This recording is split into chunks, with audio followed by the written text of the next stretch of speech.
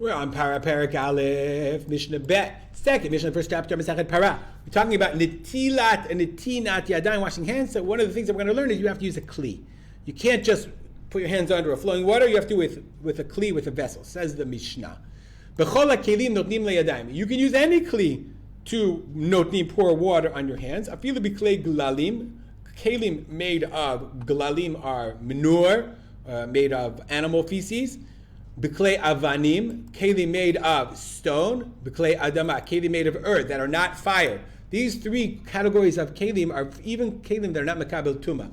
These, klei avanim. Very often, when you find things in the Beit, you do finds. When they find things and they know they have a sign, they know that this is a place where Jews were because they found klei avanim.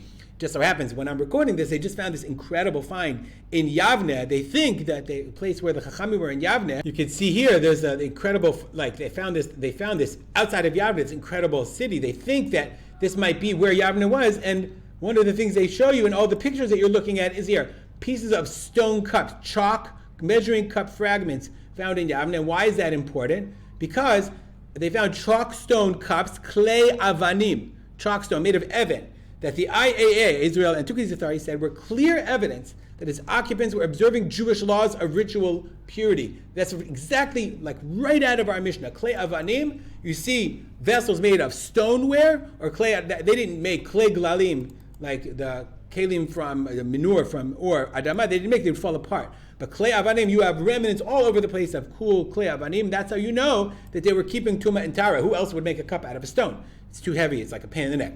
Oh, so therefore, you can use those kelim, even the ones that are not makabel tuma, they're considered kelim, okay, for nitinat yadayim, for washing hands. Ain't notim le'yadayim, but you can't pour water into your hands. Lo b'tifanot hakelim, the walls of kelim.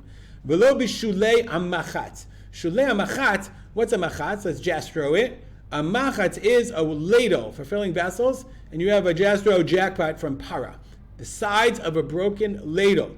Okay, you can't use it from the sides of a broken ladle. It means it's a piece of shever kli.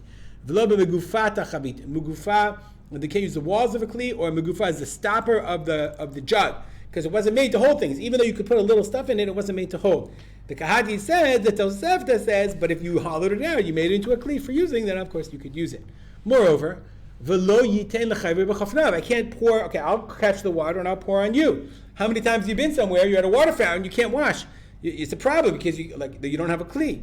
Why? She'ein memal'in. You cannot fill up, do the filling. And here we're talking about the filling of the water for the para aduma.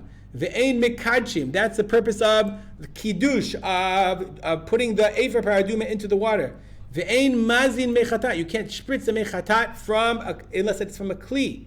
Moreover, ve'ein notlin yadayim. We can't pour water from netilat yadayim. Ela b'kli.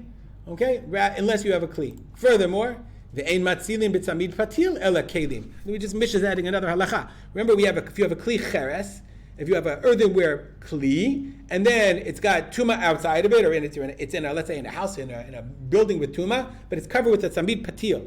Okay, it's covered with a tight cover. Then it's not tameh, but it only works if it's a kli, not a shever kli. If you say, well, I have a shard and I put a saran wrap on the shard, it doesn't work. She'ein matzilin miyad kli cheres ela kelim. So this the Bartinura says it's ve'ein matzilin. He says, come out ve'ein matzilin, and you can't save from a kli cheres ela kelim unless it's a kli. And here what he's talking about, it refers back to, we learned let's go get the Masechet Rapozin. This is from Rapozin. We learned Masechet Kelim. Let's say I have an oven, okay, and in the oven is a sheretz. So anything inside the oven is tameh. But if I have another kli where the opening is higher than the air than the opening of the oven, so the kli is over here higher than the opening, then whatever's inside this thing is tahor, because a kli can save from another kli. So here the Mishnah is saying, Ein masilim miyad kli cheres ela keli. It has to be a kli. It can't be a shever kli. It can't be a shard or a wall. Only kelim can save from the tuma inside another keli. We'll stop here, dedicate our learning to memory. My father of Simcha ben Yitzchak Kalman. Make it a great day.